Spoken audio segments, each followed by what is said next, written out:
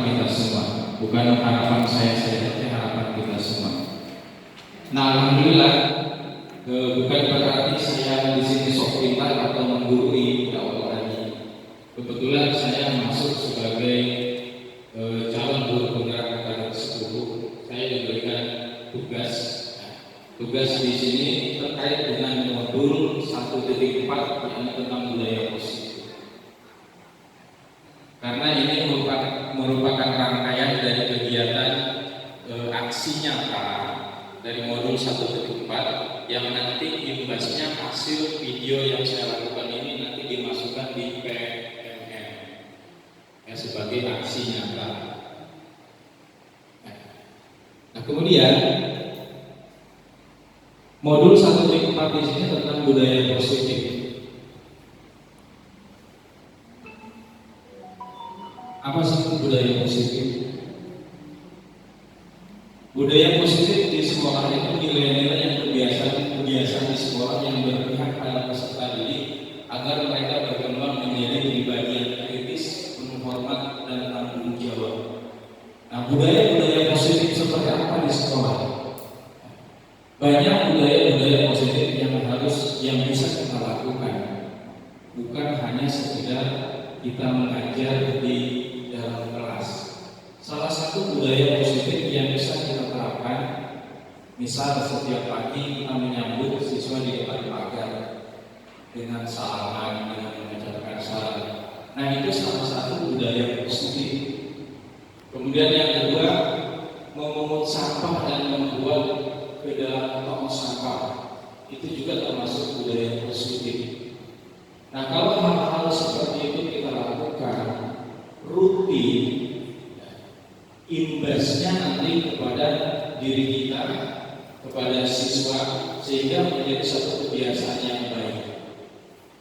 Kalau mungkin di sekolah lain ada beberapa sekolah, salah satu kebiasaan yang baik adalah membuang sampah pada tempatnya, dan pada akhirnya, pada titik klimaksnya, maka keluarlah peraturan di sekolah tersebut tidak ada tong sampah. Artinya, tingkat kesadaran siswanya sudah meningkat berawal dari kegiatan membuang sampah pada tempatnya. Walaupun tempat kita jauh dari harapan, tapi tidak ada salahnya kalau kita coba perlahan-lahan. Memang perlu waktu, perlu konsisten untuk melakukan itu. Artinya mulai dari diri kita. Terkadang saya lewat kalau mobil di depan, lewat koridor kelas 9, ada sampah, saya coba pungut sendiri, kita buang ke tempat sampah. Kita pungut sendiri, tidak perlu memerintah kepada siswa. Itu sampah kalau ambil, mulailah dari diri kita sendiri. Mulai dari kita mempraktikkan kebiasaan baik terhadap siswa bahwa saya membuang sampah pada tempatnya itu perbuatan yang baik, budaya positif. Nah, nilai-nilai itulah yang ingin kita kembangkan di sekolah. Harapan-harapan kita itulah yang ingin kita kembangkan. Kemudian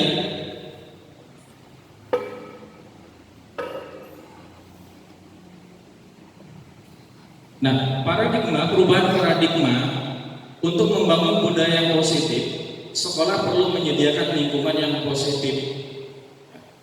Jadi bagaimana kita menciptakan budaya positif di sekolah? Tentunya dari pihak sekolah juga harus menyediakan budaya positif tersebut. Alhamdulillah sekarang saya lihat dari Pak Ketut sudah menyediakan tong sampah di depan kelas masing-masing. Nah, itu artinya apa? Dari pihak sekolah sudah menyediakan fasilitas untuk budaya positif. Walaupun masih banyak hal-hal yang lain yang perlu mungkin kita tingkatkan ke depannya. Salah satunya di depan pagar, misal kita buat satu banner, jam 7.15 Anda sudah terlambat. Nah, itu salah satu budaya positif disiplin. Ketika sudah jam 7.15 terlambat, kalaupun nanti di semester depan ajaran baru kata Pak Mahdi ada wakar atau satpam, nah itu kita bisa manfaatkan. Ketika jam 7.15 tutup pagar, Kemudian nanti ketika ada siswa yang terlambat dicatat, diserahkan ke guru piket sebagai bahan catatan.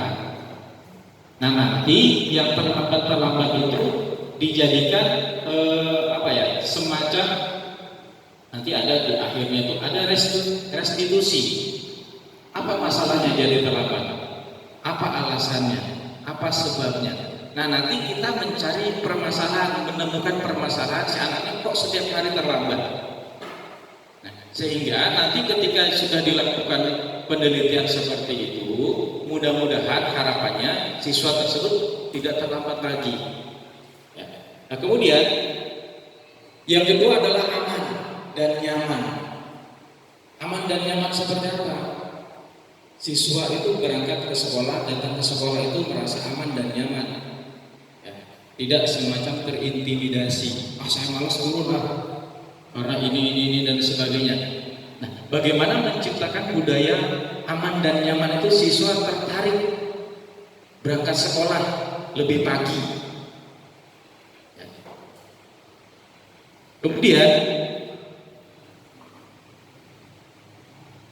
posisi yang positif, aman dan nyaman tadi agar mampu siswa itu bisa berpikir, kemudian bisa mencipta dengan merdeka, mandiri dan bertanggung jawab. Kalau posisi sekolah aman, nyaman, kemudian lingkungannya menerapkan budaya positif, anak itu belajar juga enak. Ya, belajar itu nyaman. Ya. Fasilitas di kelas mungkin kipas anginnya kalau satu bisa kita tambah jadi dua, misal ya. Kalaupun memang ada, nah itu kan salah satu menciptakan suasana kelas yang aman, sehingga pada saat belajar ya, siswa itu tidak kepanasan sebentar kipas-kipas sehingga mengganggu konsentrasi teman-teman yang lain. Kemudian yang kedua adalah lazimnya disiplin dikaitkan dengan kontrol. Dalam hal ini kontrol guru dalam menghadapi setiap murid. Nah, bagaimana kita mengontrol guru? Mengontrol murid? Ya, kita sebagai guru adalah controlling. Ya, bukan berarti kita sebagai guru yang mekes gitu dan sebagainya. Nah, jadikanlah murid itu sebagai sekarang itu bukan subjek ya. Kemudian sekarang ada sebuah pertanyaan, ada sebuah semacam pola pikir kita.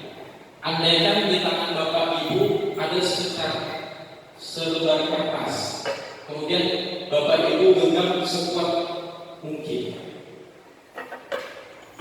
Ketika ada orang lain ingin membukanya, apakah Anda mau membuka atau tidak? Apa yang ada di dalam genggaman itu yang tahu adalah Bapak dan Ibu.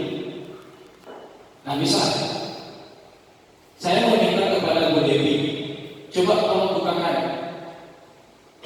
Yang mau membukakan bukan saya. Tergantung Bu Dewi apakah mau atau tidak membukakan, dan tergantung apa yang ada di dalam genggaman itu.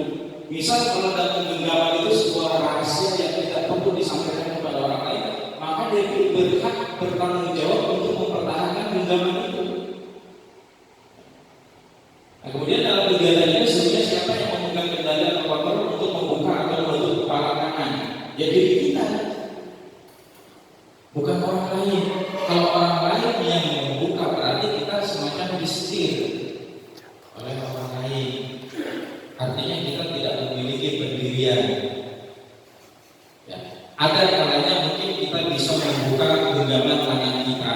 Ada kalanya kita harus menutup rapat. Ya. Apa yang harus kita buka genggaman tangan kita? Misal kita share ilmu, silakan buka.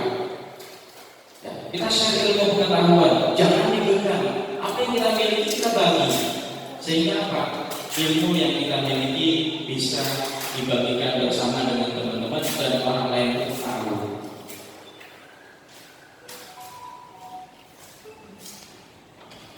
Nah di sini maka kitalah yang memegang kendali kontrol atas kepala tangan kita, apakah kita membuka atau menutupnya dengan dan semua tergantung pada diri kita sendiri sesuai dengan kebutuhan dasar kita saat itu. Artinya apa? Pada saat itu kita tidak mau membuka genggaman tangan kita, ya udah jangan kita buka. Pertahankan. Ibarat idealisme kadang kita perlu. Kadang juga kita harus tidak idealisme. Kalau dalam hal itu kita tidak boleh idealis. Kita harus jujur, harus terbuka dengan siapapun. Silakan berbagi. Nah, kemudian menurut Ki Hajar Dewantara, tujuan pendidikan adalah menuntun segala program yang ada pada anak agar mereka dapat mencapai keselamatan dan kebahagiaan yang setinggi-tingginya. Nah, kita sebagai guru, sebagai penuntun, kalau dulu kita sebagai pengajar, sebagai pendidik. Nah, menurut Ki Hajar Dewantara bahwasanya kita itu sebagai penuntun. Artinya apa? Kita menuntun siswa. Namanya menuntun kita yang menarik. Dalam istilah semboyannya itu ingarso sungtulodo ing majo manungkarso tukuri handayani. Nah, di situ teladan itu tukuri handayani teladan. Bagaimana kita di depan mendorong, kemudian kita menjadi penyemangat, ya. Nah, kemudian kita menjadi teladan yang baik bagi siapa? Bagi murid kita. Dan di sini ada untuk mencapai keselamatan dan kebahagiaan setinggi-tingginya. Apa artinya? Kita sebagai penuntun mengarahkan. Nah, sebetulnya memang agak berat ya kalau untuk sekarang, karena sudah kita biasa menggunakan pola-pola lama. Ya, ajar seperti biasa itu selesai, sudah dan sebagainya. Memang untuk merubah agak sulit, tapi tidak ada kata sulit kalau kita memang mau merubah. Perlahan-lahan. Ya. Dan harapan saya juga ke depannya nanti yang masih muda-muda kayak Bu Sri, Bu Rafita, nanti pada angkatan-angkatan berikutnya silakan daftar jadi CGV. Ya, sehingga apa? Nanti di sekolah kita itu tidak statusnya hanya satu. Kalau bisa setiap tahun ada sehingga ada regenerasi. Kita siap nanti berbagi share, berbagi ilmu. Ya. Yang perlu ditanyakan, insya Allah kita bantu. Ya. Kemudian kalau seperti itu pendidik itu hanya dapat menuntun tumbuh dan hidup kekuatan kodrat yang ada pada anak agar dapat memperbaiki lakunya, bukan dasarnya. Hidup dan tumbuh kekuatan kodrat anak. Nah, kemudian perubahan paradigma teori kontrol. Yang pertama adalah ilusi guru mengontrol murid. Ilusi. Lama ini mungkin kita hanya mengontrol murid saja. Kamu harus begini. Kalau enggak nanti gini. Kemudian yang kedua adalah ilusi bahwa kritik membuat orang merasa bersalah, dapat menguatkan karakter. Kemudian yang ketiga ilusi bahwa semua penguatan positif, efektif dan bermanfaat. Dan yang terakhir adalah ilusi bahwa orang dewasa dapat memaksa. Nah, intinya kan tidak. Nah, seperti tadi mengembangkan bahwa orang dewasa kamu anak-anak, kalau kita nggak mau membukanya, tidak boleh memaksa. Tapi ilusinya bahwasanya orang dewasa itu bisa memaksa anak-anak. Kamu harus bisa, harus tidak dan sebagainya. Nah, pola-pola yang seperti itu sekarang tidak berlaku.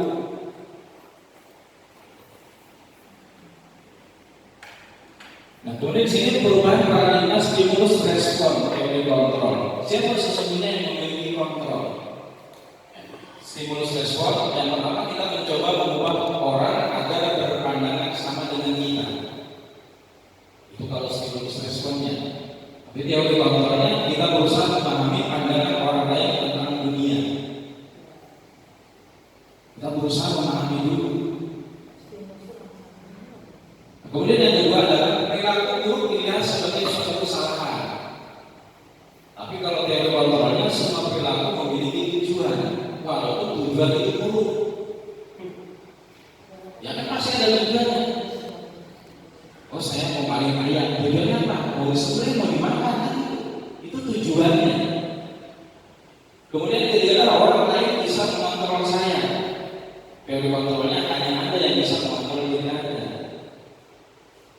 Pada dasarnya orang lain bisa mengontrol kita, tapi apa yang orang lain kontrol belum tentu sesuai dengan apa yang kita miliki kan. Kemudian pemaksaan ada pada saat bujukan gagal. Teori kontrolnya kolaborasi dan konsensus menciptakan pilihan-pilihan baru. Kemudian yang ketiga adalah model berpikir menang kalah, model berpikir menang-menangan.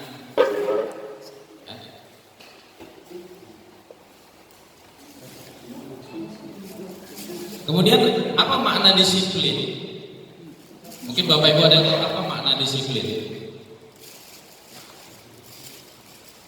Bu Farida, apa makna disiplin? Senior saya ini lebih tahu, lebih paham.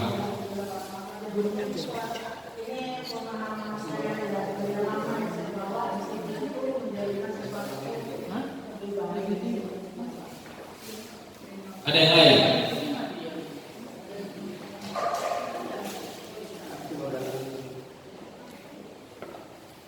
Oke.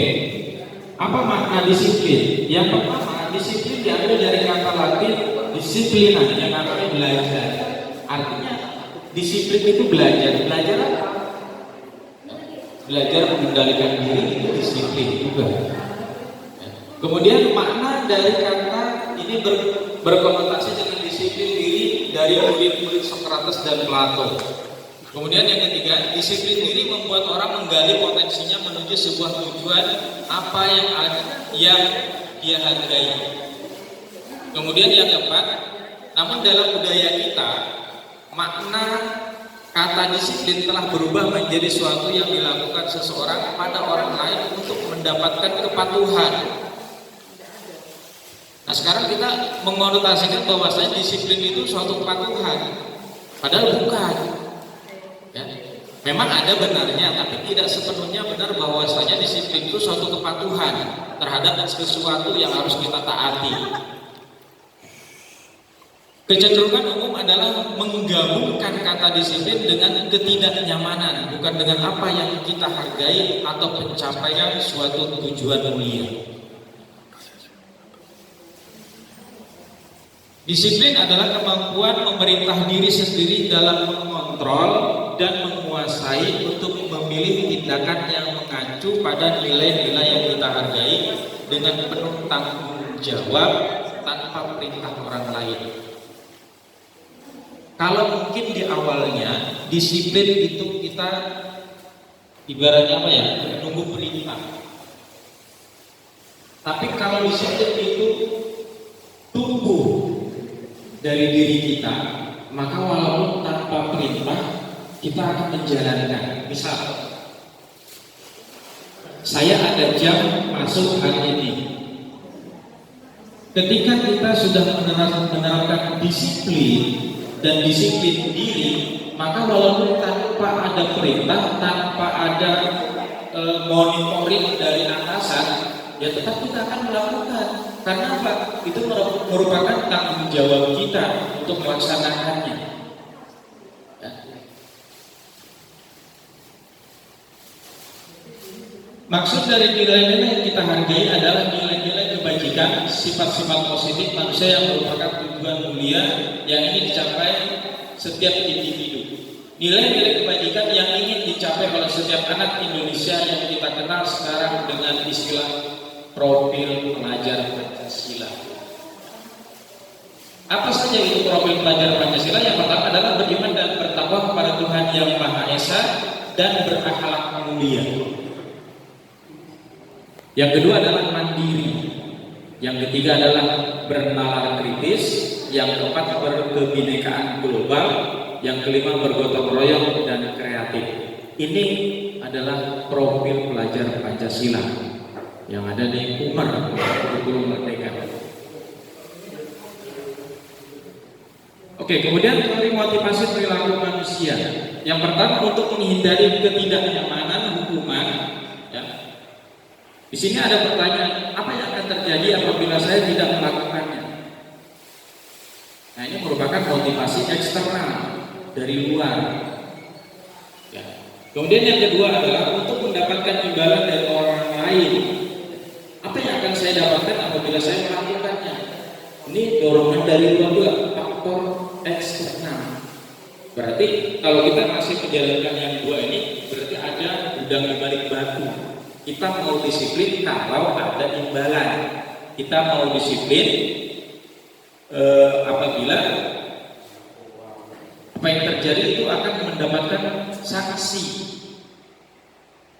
Nah, bagaimana untuk menghargai diri sendiri? Saya akan menjadi orang yang seperti apa bila saya melakukannya? Motivasi internal, tujuan disiplin positif tadi. Oke, di sini ada kebutuhan dasar manusia. Ada 5 kebutuhan dasar manusia. Yang pertama adalah survival. Survival apa? Berpetualang. Jiwa petualang, suka melalang buana, melakukan nanti gitu. Kemudian yang kedua adalah penguasaan. Nah, penguasaan di sini pasti kebutuhan dasar manusia itu untuk menguasai sesuatu. Apa itu sesuatu? Misal, saya harus jadi ini, saya mau ini, ya, itu penguasaan. Ingin menguasai. Saya harus jadi pimpinan, saya harus jadi ini. Jiwa itu pasti ada, walaupun hanya berapa persen mungkin. Kemudian yang selanjutnya adalah cinta dan kasih sayang untuk diterima. Pasti setiap manusia ingin dicintai, ingin disayangi, ingin rasa diterima oleh siapa? Oleh pasangan kita, oleh orang yang kita kasihi, oleh anak kita, oleh orang terdekat kita. Pasti memiliki rasa itu. Kemudian yang ketiga adalah yang keempat, kesenangan. Nah, kesenangan di sini bisa saja kesenangan misal untuk berpoya-poya, bergembira, apa dan sebagainya. Ya. Dan yang terakhir adalah kebebasan, bebas, tidak mau terikat. Saya mau merdeka. Mungkin yang masih jomblo, saya mau sendiri, nggak mau diikutin, nggak mau dan sebagainya. Nah, itu adalah kebutuhan dasar manusia. Nah, 5 kebutuhan dasar manusia ini nggak bisa lepas dari diri kita. Pasti ada. Nah, di antaranya pasti ada.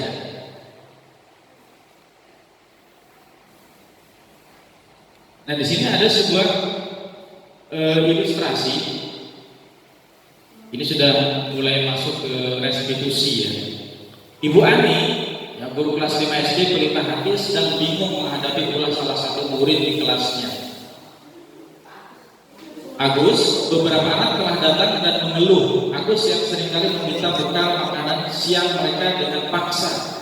Jika Anda menghadapi situasi seperti ini, Ibu Ani, apa yang akan Anda lakukan? Menurut Anda, kira-kira apa alasan Agus melakukan hal itu? Coba kira-kira apa? Apa alasannya? Kemungkinan Agusnya ini mungkin dari rumah tidak diberikan orang tua, kurang kasih sayang atau ibaratnya apa ya, perhatian dari orang tuanya mungkin. Makanya kita juga nggak bisa menjustis anak ini nakal, nggak bisa. Jadi dari orang tua dulu kita pelajari dulu latar belakang Agus itu sendiri. Ada yang lain? Kita sharing saja, santai. Pak Betul, apa alasannya? Kira-kira apa alasannya Agus melakukan itu? Pasti ada alasan, kan? Tidak mungkin tidak ada alasannya. Selalu ngambil, selalu merampas makanan, jajan atau bekal teman. Pasti ada alasan. Nah, saya tidak bawa, betul tidak bawa, makanya kenapa punya teman. Di balik itu kan pasti ada sesuatu. Nah, disitulah tugas kita. Ya, kan ini termasuk salah satu siswa yang boleh dikatakan bermasalah. Ya, bermasalah. Nah, bisa kita atasi. Ya, kita gali dulu permasalahannya itu. Jangan langsung menjudge, langsung menghukum. Dipanggil Agus ini, kenapa kamu gini dan sebagainya. Nah, nanti ada namanya kriteria seorang guru itu. Nanti ada guru itu sebagai penghukum, nanti sebagai apa dan sebagainya. Ya, di mana letak kita nanti akan ketahuan. Dalam konteks penerapan disiplin positif, Ibu Ani sebaiknya mencari tahu alasan Agus melakukan tindakan tersebut agar mengetahui kebutuhan mana yang sedang berusaha dipenuhi Agus. Yang pertama, apabila jawaban Agus karena ia lapar dan orang tuanya tidak membawakan bekal makan siang, kebutuhannya adalah bertahan hidup. Survival tadi, itu adalah bertahan hidup. Ya kan? Daripada aku lapar, mending aku merampas punya teman. Daripada aku mati, aku rampas punya teman. Artinya kan jiwa survival, ya, mempertahankan hidup. Makanya kan binatang itu cuma diberi akal itu dua saja, kawin dan bertahan hidup. Itu binatang. Kita tidak mungkin manusia disamakan dengan binatang. Kemudian yang kedua, apabila jawaban Agus karena dia senang, temannya jadi memperhatikan dia. Kebutuhannya adalah cinta dan kasih sayang. Nah, kalau jawaban Agus karena dia senang, temannya menjadi memperhatikan dia, artinya cari perhatian. Berarti dia perlu kasih sayang. Kemudian jika Agus adalah dia merasa hebat karena temannya jadi takut dan menurut keinginannya, kebutuhannya adalah penguasaan. Nah, di situ power dia yang keluarkan, ingin menguasai. Kemudian apabila jawaban Agus karena dia merasa bosan dengan bekal yang dibawakan ibunya karena selalu membawa bekal yang sama, kebutuhannya adalah kebebasan. Ya, kebutuhan akan pilihan. Bebas, harusnya kan masa sibuk tiap hari bawa ikan asin terus bosan dong. Nah, ini sih ingin satu kebebasan, ada variasi lah. Besok ya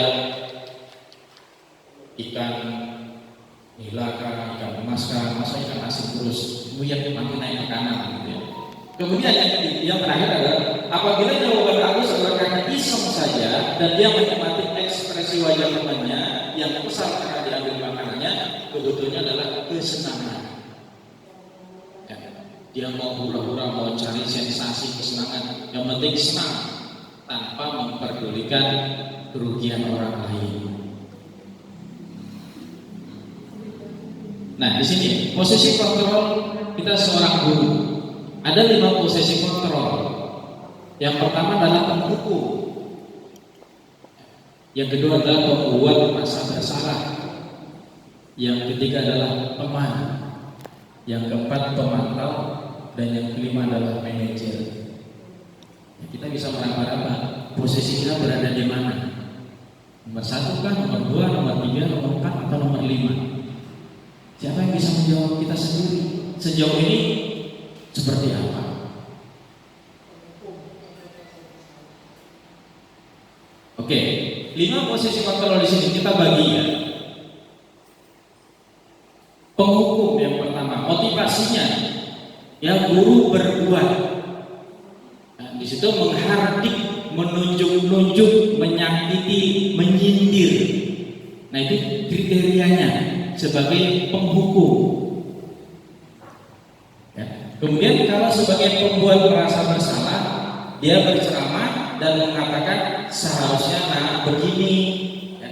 Ibu kecewa, kenapa kamu melakukan ini dan sebagainya. Nah, kemudian kalau sebagai teman, saya imbaskan kepada teman-teman. Ya. Apa yang sudah saya pelajari, saya imbaskan kepada teman-teman. Itu pun belum sepenuhnya, masih dalam tahap proses belajar. Ya, mudah-mudahan proses belajar ini nanti ke depannya menjadi lebih baik. Kurang nanti bisa bertambah. Dan harapan saya, apa yang saya sampaikan ini nanti mudah-mudahan bermanfaat dan bisa kita praktekkan. Bukan pertanyaan kepada si Agus tadi, kenapa Gus sampai melakukan itu? Apa alasannya? Nah, pertanyaan-pertanyaan itu yang sifatnya dia tidak terlalu tinggi, berbicaranya datar. Ya, itu sebagai manajer. Nah, itu contohnya saja. Kalau baca semuanya nanti terlalu lama. Oke. Pernyataan-pernyataan, ya. Siapa yang mengatakan? Katanya, saya kecewa sekali dengan kamu. Nah, ini membuat orang merasa bersalah. Jadi posisinya sebagai pembuat orang merasa bersalah. Artinya gurunya sebagai pembuat orang merasa bersalah. Saya kecewa sekali dengan perbuatan kamu. Nah, kalau ada kata-kata seperti itu yang keluar dari ucapan seorang pendidik, maka dia memiliki kontrolnya sebagai pembuat merasa bersalah. Kemudian yang kedua, kamu tidak pernah benar melakukannya. Itu penghukum. Gitu aja kok nggak becus. Gitu aja kok nggak bisa. Masa sih begini? Itu sebagai seorang penghukum. Kemudian yang ketiga, ayolah lakukan demi ibu, demi bapak. Nah, itu sebagai teman kan merangkul, ayolah nak, jangan gitulah. Masa sih nggak kasihan dengan ibu? Masa sih nggak kasihan dengan bapak? Nah, itu sebagai teman. Akhirnya apa? Kalau sebagai teman sebetulnya nggak ada yang salah. Ya. Nanti kalau terlalu kita sebagai teman, kita malah tidak dihargai, kurang rasa hormatnya siswa terhadap kita. Sah-sah saja kita melakukan hal seperti itu. Cuman ada batasan, ada waktunya. Kapan kita sebagai teman, kapan kita sebagai penghukum, kapan kita sebagai pembuat merasa bersalah. Kemudian yang ketiga, apakah kamu mau mendapatkan stiker bintang hari ini? Nah, ini pemantau, artinya memberikan semacam semangat. Ayo nak, siapa yang datang hari ini tepat waktu dapat hadiah. Siapa yang datang tepat waktu dapat bintang. Biasanya kalau SD atau TK ya. Siapa yang datang tepat waktu dapat bintang, ngumpulin bintang. Jadi anak itu datang bukan untuk belajar, datang untuk mencari bintang. Datang untuk mencari bintang. Mak cepet mak, nanti aku terlambat nggak dapat bintang. Itu anak TK. Ya. Kemudian yang terakhir, bagaimana kamu bisa menyelesaikan masalah ini? Ini sebagai manajer. Mencari, memecahkan masalah. Ya. Kalau di Pegadaian memecahkan masalah tanpa masalah salah itu sebetulnya. Memecahkan masalah jadi masalah. Bayar utangnya itu jadi masalah kan itu. Memecahkan masalah benar. Nah, sebagai seorang manajer, nah di sini biasanya yang berperan sebagai manajer itu bisa siapa saja, bisa guru, ya, bisa guru BP. Bahkan yang lebih penting adalah seorang kepala sekolah itu harus menjadi manajer di sekolahnya, ya, mencari solusi masalah-masalah yang dihadapi oleh muridnya.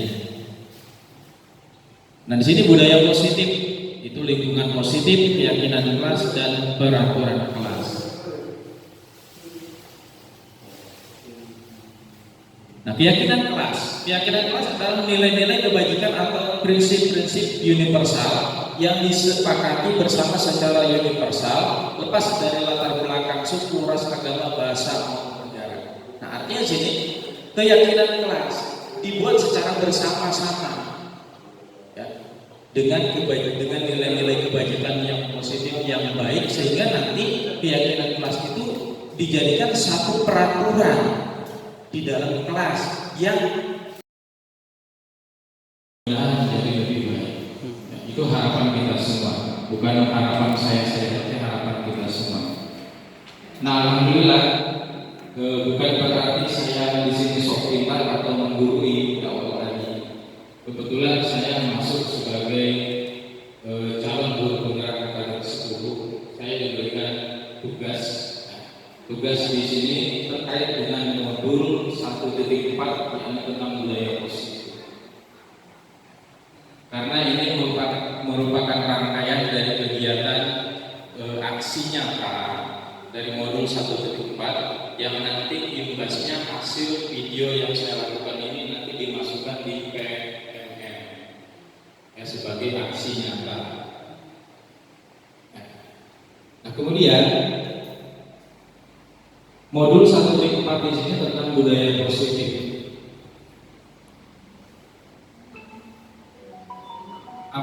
budaya positif.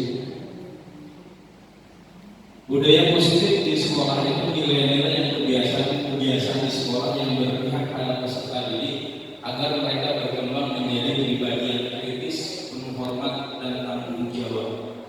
Nah, budaya-budaya positif seperti apa di sekolah?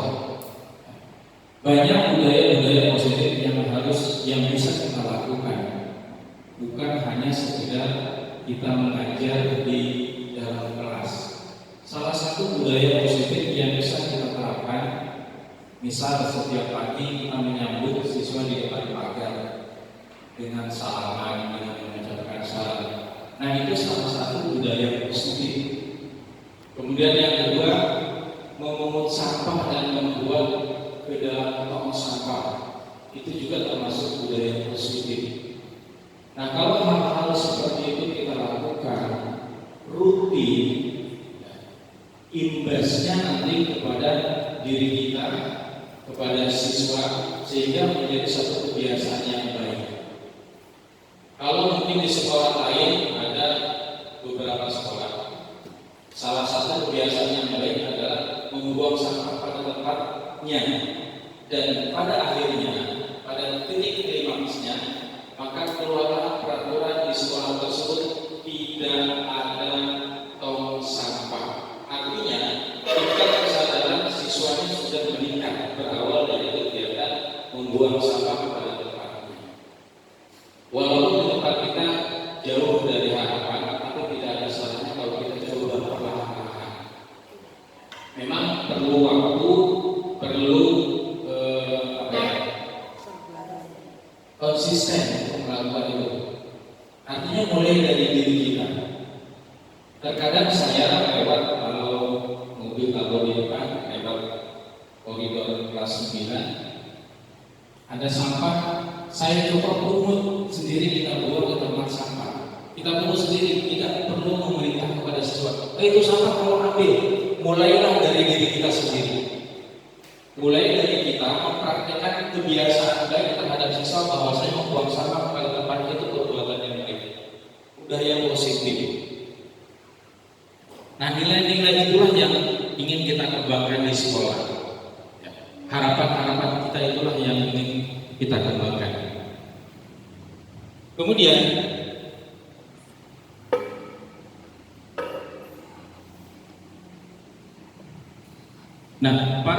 perubahan paradigma untuk membangun budaya yang positif, sekolah perlu menyediakan lingkungan yang positif. Jadi bagaimana kita menciptakan budaya positif di sekolah? Tentunya dari pihak sekolah juga harus menyediakan budaya positif tersebut. Alhamdulillah sekarang saya lihat dari Pak Ketut sudah menyediakan tong sampah di depan kelas masing-masing. Nah, itu artinya apa? Dari pihak sekolah sudah menyediakan fasilitas untuk budaya positif. Walaupun masih banyak hal-hal yang lain yang perlu mungkin kita tingkatkan ke depannya. Salah satunya di depan pagar, misal kita buat satu banner, jam 7.15 Anda sudah terlambat. Nah, itu salah satu budaya positif disiplin. Ketika sudah jam 7.15 terlambat, kalaupun nanti di semester depan ajaran baru kata Pak Mahdi ada wakar atau satpam, nah itu kita bisa manfaatkan. Ketika jam 7.15 tutup pagar, kemudian nanti ketika ada siswa yang terlambat dicatat, diserahkan ke guru piket sebagai bahan catatan. Nah, nanti yang terlambat itu dijadikan semacam, nanti ada di akhirnya itu ada restitusi. Apa masalahnya jadi terlambat? Apa alasannya? Apa sebabnya? Nah, nanti kita mencari permasalahan, menemukan permasalahan si anak ini kok setiap hari terlambat. Nah, sehingga nanti ketika sudah dilakukan penelitian seperti itu, mudah-mudahan harapannya siswa tersebut tidak terlambat lagi. Ya. Nah, kemudian yang kedua adalah aman dan nyaman. Aman dan nyaman seperti apa? Siswa itu berangkat ke sekolah, datang ke sekolah itu merasa aman dan nyaman. Ya, tidak semacam terintimidasi. Saya malas turun lah karena ini dan sebagainya. Nah, bagaimana menciptakan budaya aman dan nyaman itu siswa tertarik berangkat sekolah lebih pagi. Ya. Kemudian posisi yang positif, aman dan nyaman tadi agar mampu siswa itu bisa berpikir, kemudian bisa mencipta dengan merdeka, mandiri dan bertanggung jawab. Kalau posisi sekolah aman, nyaman, kemudian lingkungannya menerapkan budaya positif, anak itu belajar juga enak. Ya. Belajar itu nyaman. Ya. Fasilitas di kelas mungkin kipas anginnya kalau satu bisa kita tambah jadi dua, misal ya. Kalaupun memang ada, nah itu kan salah satu menciptakan suasana kelas yang aman, sehingga apa? Pada saat belajar ya, siswa itu tidak kepanasan sebentar kipas-kipas sehingga mengganggu konsentrasi teman-teman yang lain. Kemudian yang kedua adalah lazimnya disiplin dikaitkan dengan kontrol. Dalam hal ini kontrol guru dalam menghadapi setiap murid. Nah, bagaimana kita mengontrol guru? Mengontrol murid? Ya. Kita sebagai guru adalah controlling. Ya. Bukan berarti kita sebagai guru yang mekes gitu dan sebagainya. Nah, jadikanlah murid itu sebagai sebagai sekarang itu bukan subjek ya. Kemudian nah sekarang ada sebuah pertanyaan, ada sebuah semacam pola pikir kita. Andaikan di tangan Bapak Ibu ada sekitar selembar kertas, kemudian Bapak Ibu genggam sekuat mungkin. Ketika ada orang lain ingin membukanya, apakah Anda mau membuka atau tidak? Apa yang ada di dalam genggaman itu yang tahu adalah Bapak dan Ibu. Nah, misal saya meminta kepada Bu Dewi, coba tolong bukakan. Yang mau membukakan bukan saya, tergantung Bu Dewi apakah mau atau tidak membukakan, dan tergantung apa yang ada di dalam genggaman itu. Misal kalau dalam genggaman itu sebuah rahasia yang tidak perlu disampaikan kepada orang lain, maka Dewi berhak bertanggung jawab untuk mempertahankan genggaman itu. Nah, kemudian dalam kegiatan ini sebenarnya siapa yang memegang kendali atau kontrol untuk membuka atau menutup kepala tangan? Ya diri kita, bukan orang lain. Kalau orang lain yang membuka berarti kita semacam disetir oleh orang lain. Artinya kita tidak memiliki pendirian. Ya. Ada kalanya mungkin kita bisa membuka genggaman tangan kita, ada kalanya kita harus menutup rapat. Ya. Apa yang harus kita buka genggaman tangan kita? Misal kita share ilmu, silakan buka. Ya. Kita share ilmu pengetahuan, jangan digenggam. Apa yang kita miliki kita bagi, sehingga apa? Ilmu yang kita miliki bisa dibagikan bersama dengan teman-teman dan orang lain tahu.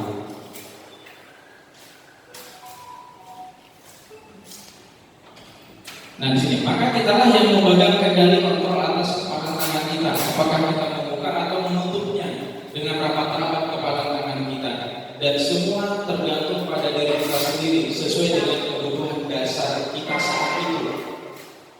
Artinya apa? Pada saat itu kita tidak mau membuka genggaman tangan kita, ya udah jangan kita buka. Ya, pertahankan. Ya, ibarat idealisme kadang kita perlu. Ya, kadang juga kita harus tidak idealisme. Kalau dalam hal itu kita tidak boleh idealis. Ya, kita harus jujur, harus terbuka dengan siapapun. Silakan berbagi. Nah, kemudian menurut Ki Hajar Dewantara, tujuan pendidikan adalah menuntun segala pekerjaan yang ada pada anak agar mereka dapat mencapai keselamatan dan kebahagiaan yang setinggi-tingginya. Nah, kita sebagai guru, sebagai penuntun, kalau dulu kita kita sebagai pengajar, sebagai pendidik. Nah, menurut Ki Hajar Dewantara bahwasanya kita itu sebagai penuntun. Artinya apa? Kita menuntun siswa. Namanya menuntun kita menarik. Dalam istilah semboyannya itu ingarso sungtulodo ingmajo manungkarso tuturi handayani. Nah, di situ teladan itu tuturi handayani teladan. Bagaimana kita di depan mendorong, kemudian kita menjadi penyemangat, ya. Nah, kemudian kita menjadi teladan yang baik bagi siapa? Bagi murid kita. Dan di sini ada untuk mencapai keselamatan dan kebahagiaan setinggi-tingginya. Apa artinya? Kita sebagai penuntun mengarahkan. Sebetulnya memang agak berat ya kalau untuk sekarang, karena sudah kita biasa menggunakan pola-pola lama. Ya, ajar seperti biasa itu selesai, sudah dan sebagainya. Memang untuk berubah agak sulit, tapi tidak ada kata sulit kalau kita memang mau merubah. Perlahan-lahan. Ya. Dan harapan saya juga ke depannya nanti yang masih muda-muda kayak Bu Sri, Bu Ramita, nanti pada angkatan berikutnya silakan daftar jadi CGV. Ya, sehingga apa? Nanti di sekolah kita itu tidak saja hanya satu. Kalau bisa setiap tahun ada sehingga ada regenerasi. Kita siap nanti berbagi share, berbagi ilmu. Ya. Yang perlu ditanyakan, insya Allah kita bantu. Ya. Kemudian kalau seperti itu pendidik itu hanya dapat menuntun tumbuh dan hidup kekuatan kodrat yang ada pada anak agar dapat memperbaiki lakunya, bukan dasarnya. Ya. Hidup dan tumbuh kekuatan kodrat anak. Nah, kemudian perubahan paradigma teori kontrol. Yang pertama adalah ilusi guru mengontrol murid. Ilusi. Selama ini mungkin kita hanya mengontrol murid saja. Kamu harus begini. Kalau enggak nanti gini. Kemudian yang kedua adalah ilusi bahwa kritik membuat orang merasa bersalah, dapat menguatkan karakter. Kemudian yang ketiga, ilusi bahwa semua penguatan positif, efektif dan bermanfaat. Dan yang terakhir adalah ilusi bahwa orang dewasa dapat memaksa. Nah, intinya kan tidak. Nah, seperti tadi mengepalkan tangan bahwa orang dewasa, kamu anak-anak, kalau kita nggak mau membukanya, tidak boleh memaksa. Tapi ilusinya bahwasanya orang dewasa itu bisa memaksa anak-anak. Kamu harus bisa, harus punya dan sebagainya. Nah, kalau lain seperti itu sekarang tidak berlaku.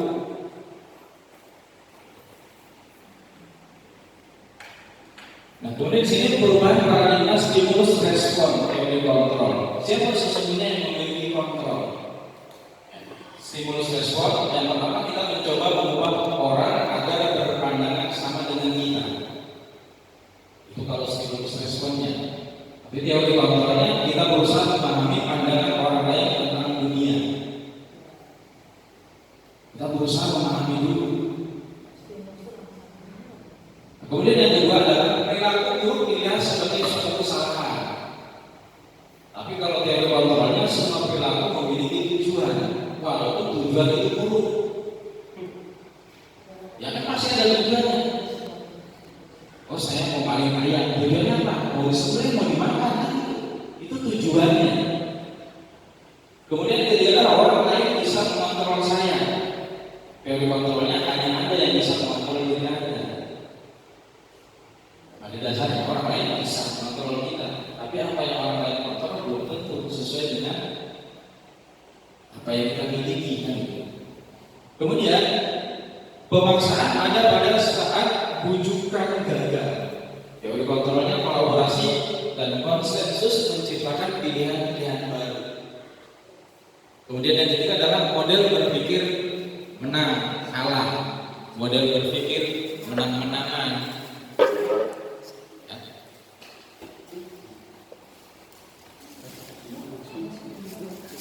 Kemudian apa makna disiplin?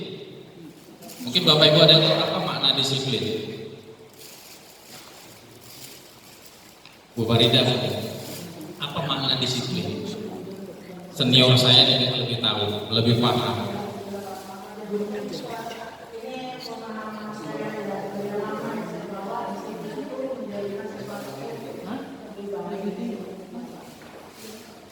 Ada yang lain?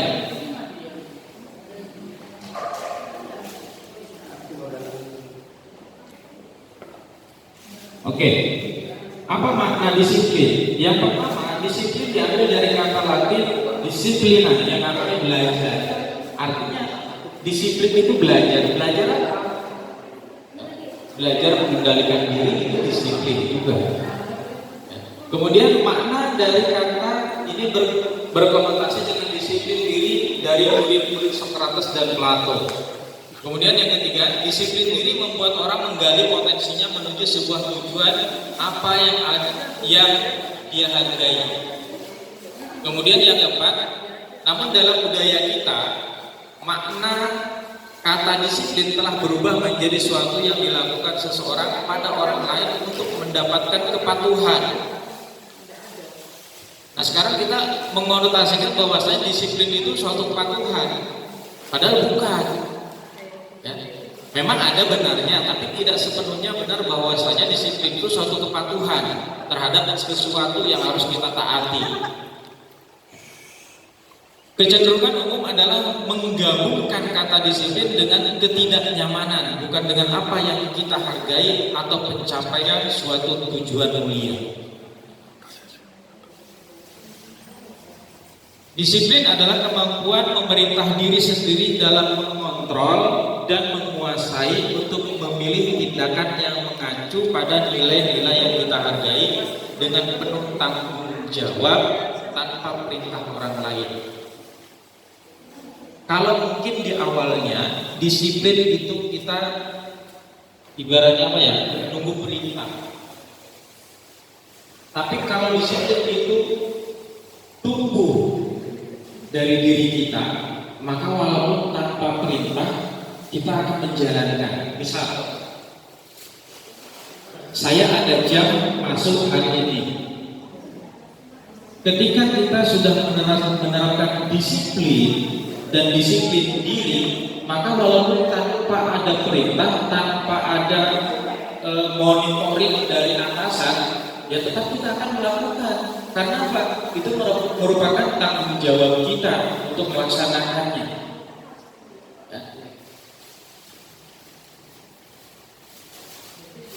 Maksud dari nilai-nilai yang kita hargai adalah nilai-nilai kebajikan, sifat-sifat positif manusia yang merupakan tujuan mulia yang ingin dicapai setiap individu.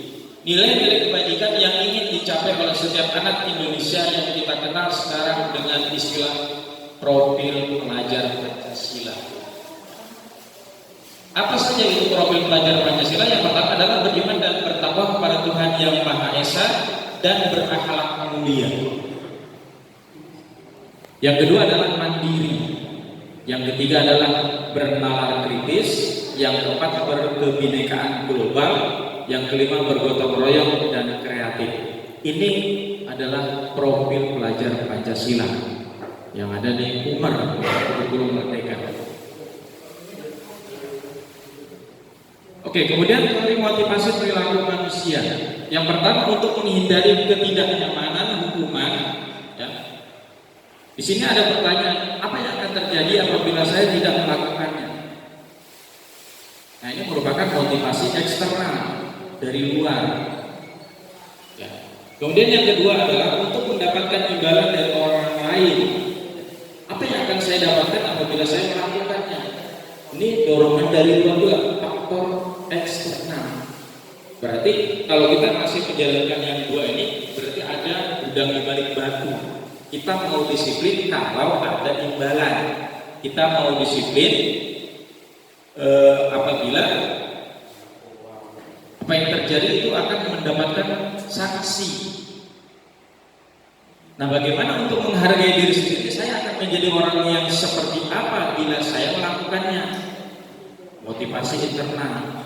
tujuan disiplin positif tadi. Oke, di sini ada kebutuhan dasar manusia. Ada 5 kebutuhan dasar manusia.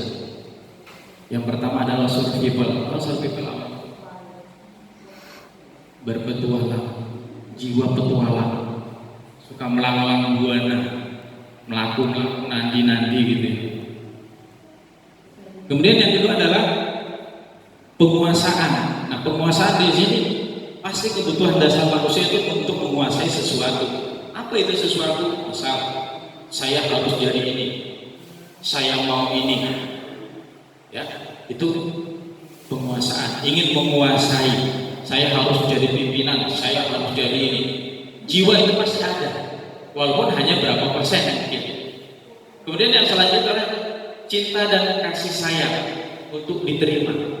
Pasti setiap manusia ingin dicintai, ingin disayangi, ingin rasa diterima oleh siapa? Oleh pasangan kita, oleh orang yang kita kasihi, oleh anak kita, oleh orang terdekat kita. Pasti memiliki rasa itu. Kemudian yang ketiga adalah yang keempat, kesenangan. Nah, kesenangan di sini bisa saja kesenangan misal untuk berpoya-poya, bergembira, apa dan sebagainya. Ya. Dan yang terakhir adalah kebebasan. Bebas, tidak mau terikat, saya mau merdeka. Mungkin yang masih jomblo, saya mau sendiri, nggak mau diikutin, nggak mau dan sebagainya. Nah, itu adalah kebutuhan dasar manusia. Nah, 5 kebutuhan dasar manusia ini nggak bisa lepas dari diri kita. Pasti ada. Nah, di antaranya pasti ada.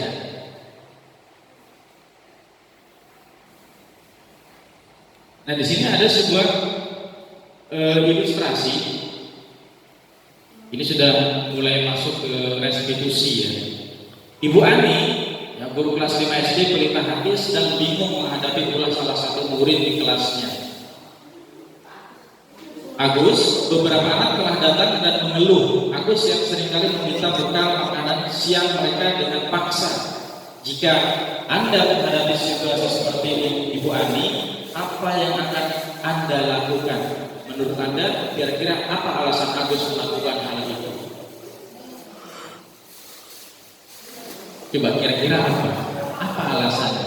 Kemungkinan Agusnya ini mungkin dari rumah tidak diberikan orang tua, kurang kasih sayang atau ibaratnya perhatian dari orang tuanya mungkin. Makanya kita juga nggak bisa menjustis anak ini nakal, nggak bisa. Jadi dari orang tua dulu kita pelajari dulu latar belakang Agus itu sendiri. Ada yang lain? Kita sharing saja, santai. Pak Betul mungkin apa alasannya? Kira-kira apa alasannya Agus melakukan itu? Pasti ada alasan, kan? Nggak mungkin nggak ada alasannya. Selalu ngambil, selalu merampas makanan jajan atau bekal teman. Pasti ada alasan. Nah, saya nggak bawa, itu nggak bawa, makanya kenapa punya teman. Di balik itu kan pasti ada sesuatu. Nah, disitulah tugas kita. Ya, kan ini termasuk salah satu siswa yang boleh dikatakan bermasalah. Ya, bermasalah. Nah, bisa kita atasi, ya, kita gali dulu permasalahannya itu. Jangan langsung menjudge, langsung menghukum. Dipanggil Agus ini, kenapa kamu gini dan sebagainya. Nah, nanti ada namanya kriteria seorang guru itu.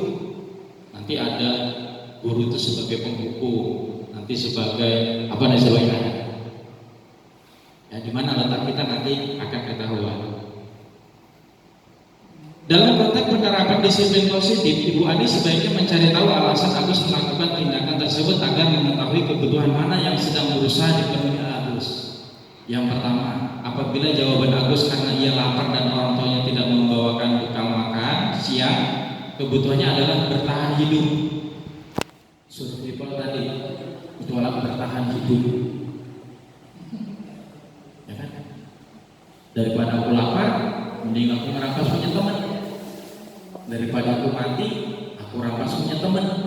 Artinya itu kan jiwa survival, ya, mempertahankan hidup. Makanya kan binatang itu cuma diberi akal itu 2 saja, kawin dan bertahan hidup. Itu binatang. Kita tidak mungkin manusia disamakan dengan binatang. Kemudian yang kedua, apabila jawaban Agus karena dia senang temannya jadi memperhatikan dia. Kebutuhannya adalah cinta dan kasih sayang. Nah, kalau jawaban Agus karena dia senang temannya menjadi memperhatikan dia, artinya cari perhatian. Berarti dia perlu kasih sayang. Kemudian jika Agus adalah yang merasa hebat karena temannya jadi takut dan menurut keinginannya, kebutuhannya adalah penguasaan. Nah, di situ power dia yang keluarkan, ingin menguasai. Kemudian apabila jawaban Agus karena dia merasa bosan dengan bekal yang dibawakan ibunya karena selalu membawa bekal yang sama, kebutuhannya adalah kebebasan. Ya, kebutuhan akan pilihan.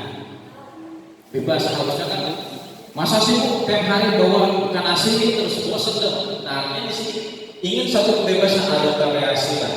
Besok ya ikan nila kah, ikan emas kah, masa ikan asin terus yang makin naik ke kanan gitu ya. Kemudian yang terakhir adalah apabila jawaban Agus adalah karena iseng saja dan dia menikmati ekspresi wajah temannya yang kesal karena diambil makanannya, kebutuhannya adalah kesenangan. Ya, dia mau hura-hura, mau cari sensasi kesenangan, yang penting senang tanpa memperdulikan kerugian orang lain. Nah, di sini posisi kontrol kita seorang guru. Ada 5 posisi kontrol. Yang pertama adalah penghukum. Yang kedua adalah pembuat merasa bersalah. Yang ketiga adalah teman. Yang keempat pemantau, dan yang kelima adalah manajer. Kita bisa meraba-raba posisi kita berada di mana. Nomor 1 kan, nomor 2, nomor 3, nomor 4, atau nomor 5. Siapa yang bisa menjawab kita sendiri? Sejauh ini seperti apa?